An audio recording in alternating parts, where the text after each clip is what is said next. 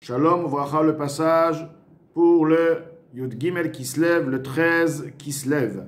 Ou les Avin Praté Alachot, pour comprendre les détails des lois. Des lois shricheklal qui ne sont pas du tout fréquents. Ve'efshar, il se peut, chez lo ayu me'olam bimtziut, qui n'ont jamais été dans la réalité, ils n'ont jamais existé pratiquement. Mikol sheken chez lo ayu le'atid lavo, plus forte raison, s'ils n'ont pas été dans la réalité, ils ne vont pas être au futur, au temps du Mashiach, et plus tard, comme par exemple les détails des lois, des sacrifices qui sont invalides dus à une mauvaise pensée, car on sait très bien que lorsque Mashiach viendra, tout sera à la perfection, donc il n'y aura pas lieu d'avoir une situation de mauvaise pensée qui rendra invalide le sacrifice. Donc, l'Admor HaZaken continue suite à ce qui a été expliqué dans le siman qui le précède, comme quoi les mitzvot réalisent, à travers l'accomplissement des mitzvot, on réalise le birour, donc le raffinement, la séparation du bien, le bien du mal, c'est-à-dire les étincelles divines qui sont dans Klipat Noga, à travers cette mitzvah. La mitzvah va permettre à cette étincelle de remonter à sa source, donc au Lamato, et à partir de là aussi de faire une Amshara. Maintenant, lorsqu'il s'agit du Limud HaTorah, il est expliqué que le Limud HaTorah, c'est comme s'il a réalisé la mitzvah, ça va réaliser aussi de même comme la réalisation pratique d'une mitzvah, c'est-à-dire qu'une personne qui va étudier les halachot de Etrog, les halachot de Souka, il va, à travers son étude, réaliser la séparation du bien et du mal, et à travers ceci, causer une influence positive dans tous les mondes, etc. Par la suite, là, dans ce siman, l'Admor HaZaken demande, mais alors, si c'est ainsi, celui qui étudie des lois qui n'ont jamais été dans la réalité, qui vont jamais peut-être même être dans la réalité, à la plus forte raison en temps du Mashiach, comment peut-on concevoir et expliquer qu'à travers son étude, il réalise la séparation du bien et du mal? Car lorsque tu me parles d'une mitzvah qui existe, qui est réalisable, je peux comprendre qu'on considère, l'étude est considérée comme la pratique, comme on le dit aussi dans la Tfila, ou Shama Parim Sefatenu, que nos lèvres soient considérées comme le sacrifice même. Mais lorsqu'il s'agit de halachot qui n'ont jamais été dans la réalité, donc on ne va pas dire c'est considéré comme si tu l'as fait. Il faut que cette halakha existe déjà une fois pour dire bon, elle a existé et maintenant on va lui considérer comme s'il l'a fait. Une halakha, une situation qui n'a jamais existé ou qui va même jamais exister. Donc à travers le limoud de ces halachot, comment peut-on expliquer la séparation? Qu'est-ce qui va causer, d'accord, qui va pouvoir faire le tri du bien du mal? On ne peut pas dire on lui considère comme si, parce que c'est impossible, parce que cette halakha n'a jamais existé, ne va jamais exister, ou n'est presque pas réalisable. Donc, voilà, l'Admor HaZaken va nous expliquer que même à travers ces halachot-là, il y a aussi le travail du birur hanitzatzot. Hinem mudadzot. Voici, ceci est connu. Chez Kol Isur Shebaolam, toute interdiction qui puisse exister dans le monde, Yesh lo shoresh ou makor chaim. Toute situation qui est interdite, une action, une parole, une pensée, à cette parole, cette pensée, cette action, une racine et une source dans la vie, makor chaim, une source de vie, klipot, dans les forces impures. Chez Imloken, car s'il n'aurait pas de source, lo haya yachol yod bimtziut baolam, cette situation mauvaise n'aurait pas pu exister du tout, bilti hashpa eliona, sans qu'il y ait une influence supérieure. Car pour pouvoir réaliser, penser, parler, il faut qu'il y ait une spiritualité, une énergie. Cette énergie provient d'une origine. Bien sûr que lorsque nous faisons la Torah et les mitzvot, nous avons la lumière, nous avons l'origine, c'est le Or, la Kadosh Baruch Hu. Mais lorsque de manière générale nous avons en nous Nefesh Habahamit, nous avons donc qui provient à partir du Klipat Noga, lorsqu'il s'agit Chas de Shalom de faire des Averot, forcément qu'il y a aussi une énergie. Il y a une énergie qui nous permet de fonctionner, et cette énergie-là provient des forces impures de la Klipa. Vafilu Amsalsel bis Aro. Même celui qui s'arrange les cheveux, Vechai Gavna est comme ceci, donc on va dire un léger interdit, si on veut. Mekabel Chayuto Beregazo Mechalot Haklipot. À partir de ce moment-là, au moment même, l'énergie qui va lui donner cette vitalité provient des palais, des forces de l'impureté, comme il est écrit dans le Zohar. Donc, toute chose a une source. La source, c'est celle qui lui donne une vie, qui lui donne la possibilité d'exercer cette action, cette pensée ou cette parole. Vilkach, et c'est pourquoi, Gam Prate Ha-Isurim, également les détails des choses interdites, chez l'Oba ou l'Idémas, qui n'ont jamais été réellement pratiquées, Meolam, Baolam Azed, jamais dans ce monde-ci, Agashmi matériel, Mikol Makom, tout de même, chercher Chayutam, la racine de leur vitalité, Hen Bimtsiout existe, cette vitalité, s'il aurait été pratiqué, cette vitalité serait partie à partir de cette racine-là. Cette racine est liée dans les mondes, donc des klipotes. Cette vitalité, donc, Hen Bimtsiout, elle se trouve concrètement, Bepoal Mamash, de manière concrète, Bechalot, à klipot, dans les palais des klipotes. Donc c'est vrai qu'elle n'a pas été réalisable sur terre, mais elle existe. Donc il y a des choses qui peuvent y être, qui ne sont pas, qui n'ont jamais été réalisables, qui ne vont jamais être, mais la racine, la force qui est là, elle est toujours, il y a là ce qu'on appelle Beruchniut, ce potentiel Bekoach, et ce Koach là se trouve dans les Echalot Aklipot.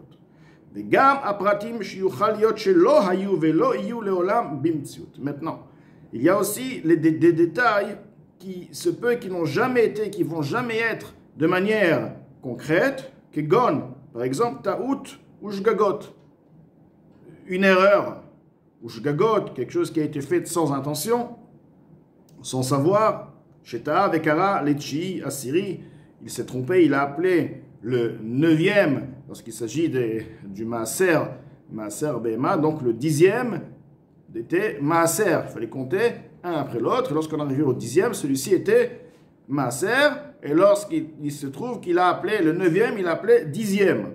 Donc il y a une halakha qui nous détermine est-ce que le 9e est-ce que le 10e par la suite devient Maaser. Qu'est-ce qu'il faut faire dans ce cas-là? Donc en fait, c'est une halakha qui parle d'une situation d'erreur. Donc, comment on peut expliquer quelque part qu'il y ait une source, puisque c'est une erreur? On ne peut pas, il n'est pas approprié de manière préméditée de dire qu'il y a une force du mal qui réside sur ceci, puisque c'est une erreur. Il se peut que dans le cas de cette erreur, l'énergie qui a permis de faire cette erreur n'est pas concrètement dans les chalot, dans les palais des klipotes. Et là, l'Admour, Tzemar Tzedek, il explique, il dit, Zal Nishmoto Eden, il dit, Nirel Omar Ima, Shekatav, Viyuchaliot, du fait que l'Admour Azaken écrit, Viyuchaliot, il se peut, Alma de l'Obrirale. Donc, apparemment, ce n'est pas évident pour l'Admour Azaken. L'Admour Azaken a un doute. Haïnu Mishum Shashgagot, et pourquoi le doute? Étant donné que le Shgagot, Baot min noga, ont aussi une source. C'est lorsqu'une personne fait une faute bishgaga, sans la faire bémézid, sans y être, sans savoir que cette faute a été, c'est une avéra. Il ne savait pas que c'était une avéra, il a fait bishgaga. Donc, tout de même, il a réalisé cette avéra. Donc, la racine, la source, l'énergie qui lui a permis de réaliser cette avéra provient de la klipat noga. Imken eshlomar de eshlem shoresh bechalot de noga. Donc, on peut dire qu'ils ont une racine dans les palais de Noga. Effectivement, dans les palais des Gimel Klipot Meot, ce n'est pas, parce que c'est Shgaga. Tout de même, dans les Klipot, les Chalot de Klipot de Noga.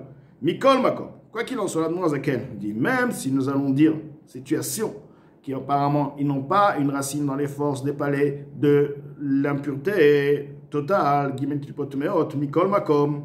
Tout de même, à Kol Palim, Yesh Nobim Tziyut, le Avdil. Ces situations, il existe, cette énergie existe, Bechochma Ilaha, dans le niveau de Chochma Ilaha, la sagesse suprême de Hatzilut, Shenitpashta bipratze qui s'est propagé dans ce détail-là, donc dans cette situation précise, les Moshe Rabbeinu alav shalom Besinaï, Moshe Rabbeinu alav shalom dans le mont Sinaï, Moshe Rabbeinu a eu connaissance, a étudié ces situations, c'est halakha kema'amar comme la Gemara nous dit Ma shekol talmid vatik atit lechadesh chulu, que tout ce qu'un disciple qui est un connaisseur va donner d'un chidouche, va donner une nouveauté, je veux dire une nouveauté dans la Torah, même que bien que cette nouveauté n'a jamais été connue, Moshe Rabbeinu, lui, il était au courant de cet halakha. Donc, ce qu'on voit d'ici, c'est qu'effectivement, tout a été donné à Moshe Rabbeinu, et même ces situations de taout, d'erreur, provient. Donc, Moshe Rabbeinu l'a eu au mont Sinaï, et ceci provient de Chochma Ila.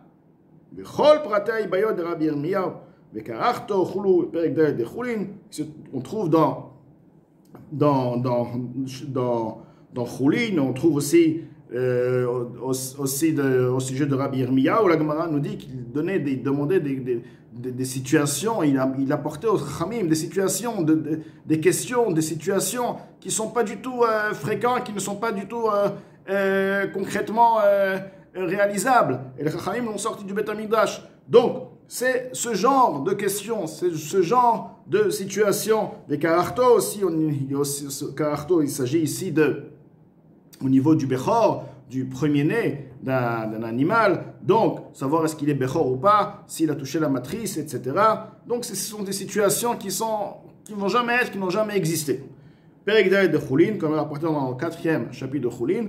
Donc ce qui vient d'être dit, que quoi, tout a été donné à Moshe Rabbeinu, et cette halakha provient de Chochma Ila. Qui pâche toute Chochma Ila, car la propagation de Chochma Ila, la sagesse suprême de Hatzilut, hi biprinat ensof, amelu bashba, et de manière infinie, car le niveau ensof s'intègre et est habillé au sein de Chochma Ila, bepoal mamash, de manière concrète.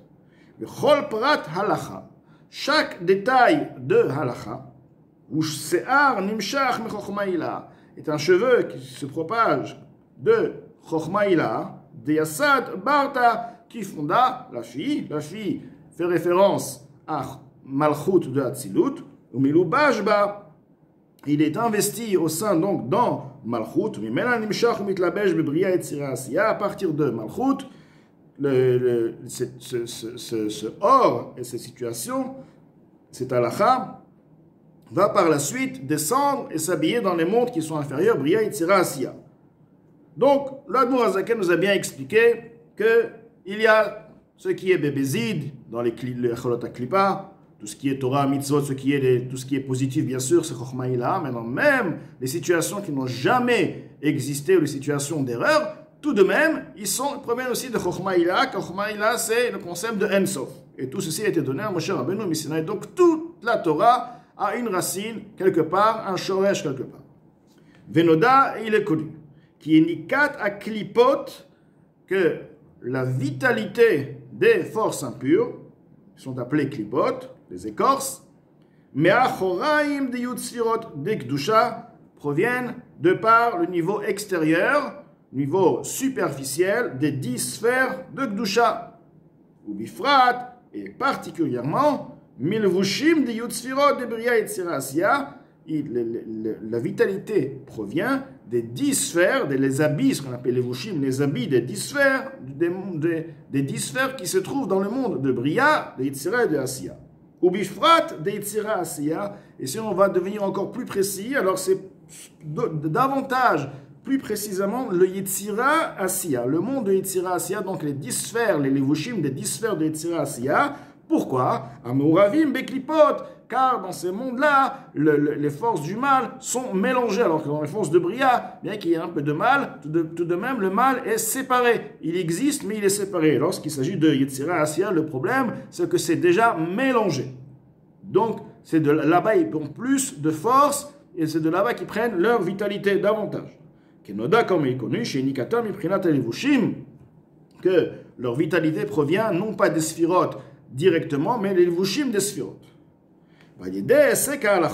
Maintenant, l'Admozaken nous explique. Donc, l'étude de la halakha, de toute halakha, quoi qu'il en soit, Bedibour ou Marshava, à partir, si elle est précisée, elle est dite par la parole, ou elle est dite dans sa pensée, la personne se concentre et pense à une halakha, mitpardim ou mitpardim me'akdusha. Mitpartim ou mitpardim me'akdusha, ils deviennent tout d'abord, prat veut dire un détail, donc déjà on peut voir la chose, on voit la clipa déjà, si on veut, elle devient beaucoup plus précise alors que c'était mélangé.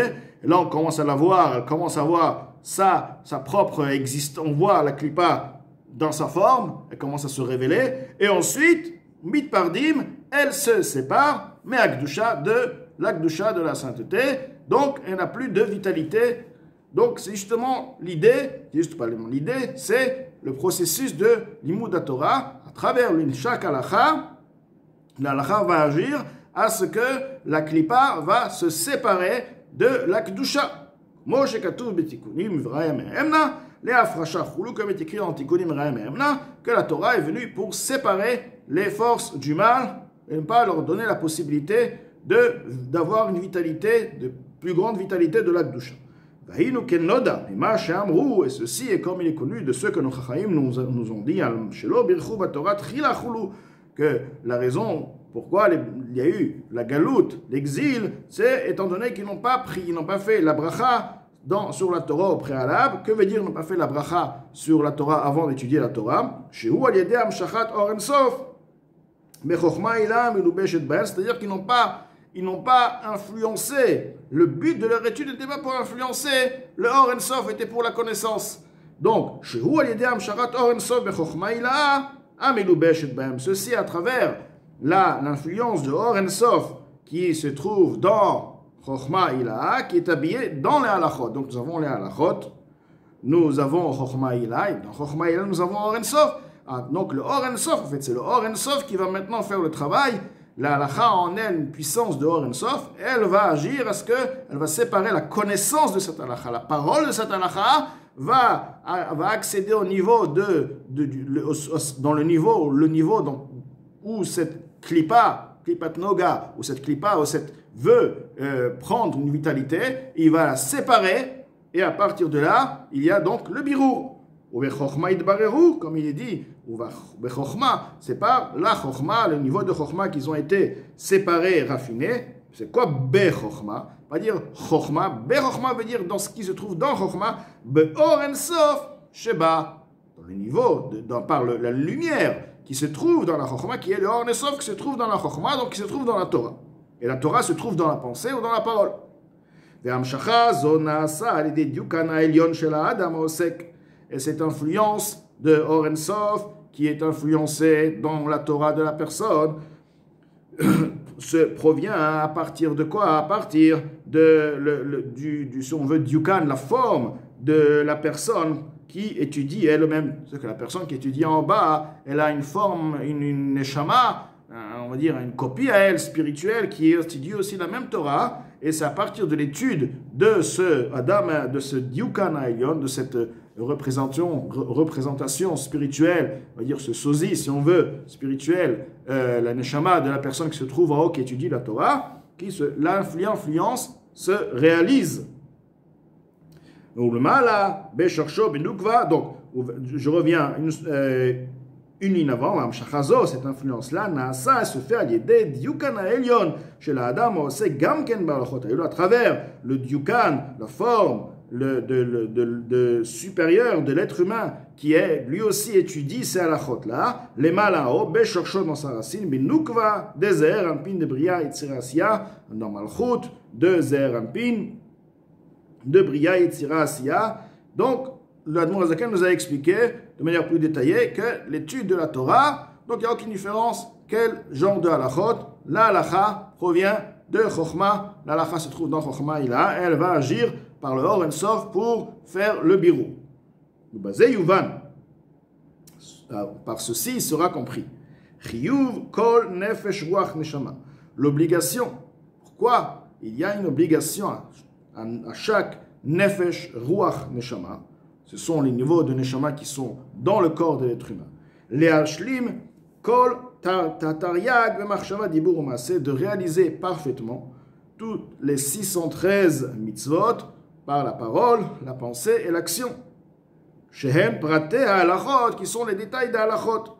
Utzrichot Lavo Begilgul, et Nefesh Ruach Neshama, doivent, sinon pas réaliser à la perfection, donc toutes les 613 mitzvot, Machshava Dibur Maaseh, doivent alors revenir en réincarnation, les Hashlim à Torah, pour parfaire la Torah, mais Pardes, dans les 4 paliers de l'étude de la Torah, car il y a aussi ce qu'on appelle Pshat, Remez, Drash, Sod, Pshat, le sens simple, il y a le Remez, l'allusion, il y a le Drash, le commentaire, Sod, le secret, Kedel Levarer Kol Abirurin, pour, à travers cette étude, Pshat, Remez, Drash, Sod, ils pourront donc faire et réaliser tous les birurin, tous les raffinements, la séparation du bien du mal, Anogotlaim, qui leur sont liés, car chaque personne a des birurin qui lui sont liés à sa neshama et à son nefesh ruach neshama, Mikol Harapach, de tous les 288 Nitzotzot, c'est lorsqu'on dit 288 Nitzotzot, ce sont les étincelles mères, ensuite eux-mêmes ont des étincelles à l'infini.